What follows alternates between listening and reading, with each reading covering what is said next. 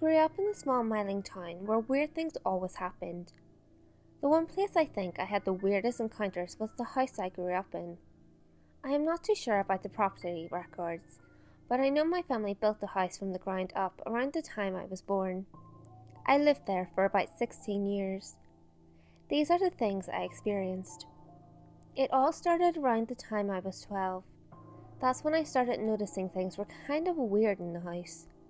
The first day I remember actually knowing the house was haunted was when I came home from school one day and my dad's truck was parked out in the driveway.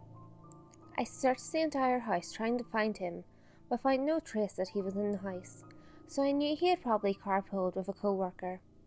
So being a preteen, I went down to my room to relax from the hard day of school. While sitting in the room, I heard heavy footsteps walking upstairs and the screen door in my dad's room opening and closing. Needing to talk to my dad, I walked upstairs and once again tried to find him so I could talk to him. Again, I found no trace of him. There was no sign that anyone had been inside or left the house. Once again, I walked to my room and the footsteps continued. I searched again with no hope. This happened for another 15 minutes with no sign of anyone being home. About an hour later, I heard the front door open and my dad being home. I asked him if he had been outside and he informed me he had been at work since that morning and had left his truck in the driveway the entire day. A few months from that time, my dad got a new bed frame with a giant mirror. Shortly after, I started noticing movement in his room through the mirror from time to time when everyone was sitting on the couch in the living room. There was no children but myself living in the house, and I usually only noticed it when I was sitting on the couch either alone or when everyone was having quiet time in the living room. A couple years later, my dad decided to remodel the house, and I was moved to his old room. I was mostly thrilled to see if I could debunk the activity, as well as having a giant room with my own bathroom. On top of other benefits, I was excited to get out of my room where there seemed to be a dwelling negative energy that even my friends were scared of. The upstairs level had a little more of a positive feel than I felt I definitely needed. When I moved into the upstairs room, the activity continued. In the beginning, I found out quick that the feeling of a little kid in that room was not my imagination. There were times where I could see and feel the presence of a little girl walking around my room. In addition to there being a little boy, they mostly resided on the back porch that would come and go.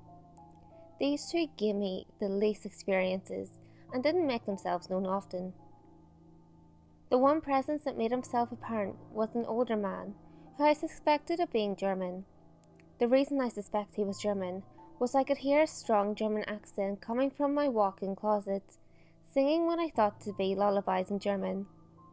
No one in the house spoke German, and I had nothing on TV, nor did I have anything on my iPod that resembled the song, if it were to have been on. He made himself the most apparent during a photo shoot with a friend. I didn't notice the images until I was enhancing the colour for a photography project.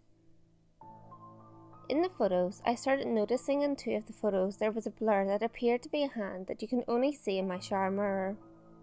It's quite faint, but if you look right above his shoulder in the mirror, you can see the slight curve. On top of these experiences, I had a few others that happened at night while I was sleeping.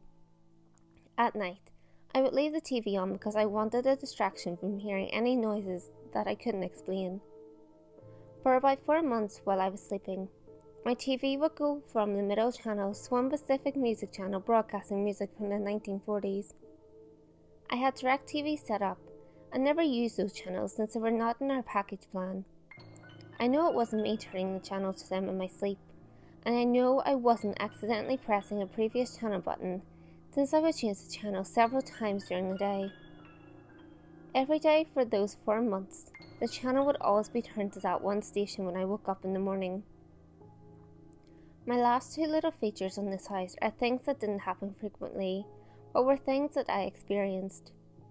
One night, I woke up in the middle of the night from my sleep and noticed a green goblin-shaped figure next to my computer. I thought maybe I was imagining it, since I had just woken up from a dream suddenly and was still in a daze, so I thought nothing of it going into my computer.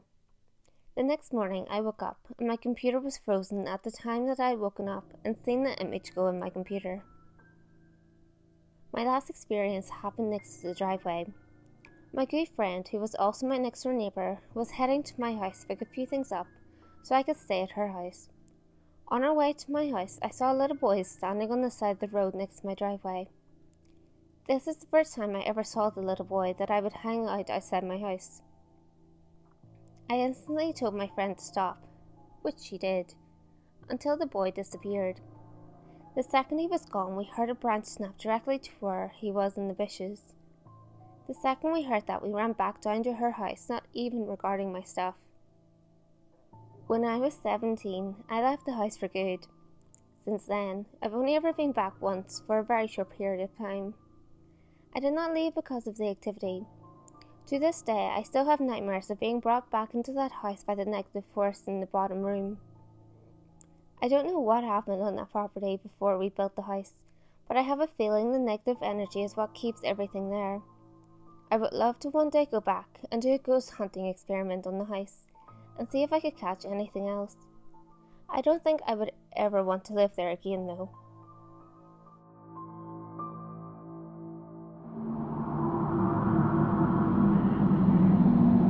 Hey guys, if you enjoyed this video, give it a thumbs up and share it with your friends. You can also leave a comment below. All feedback, good or otherwise, is always appreciated. If you have any creepy stories of your own, or have any topics that you would like me to cover, feel free to send them in via any of my social media. You can find all links to my social media in the description below. Until next time guys, make sure you lock your doors, stay safe, and I'll see you next video.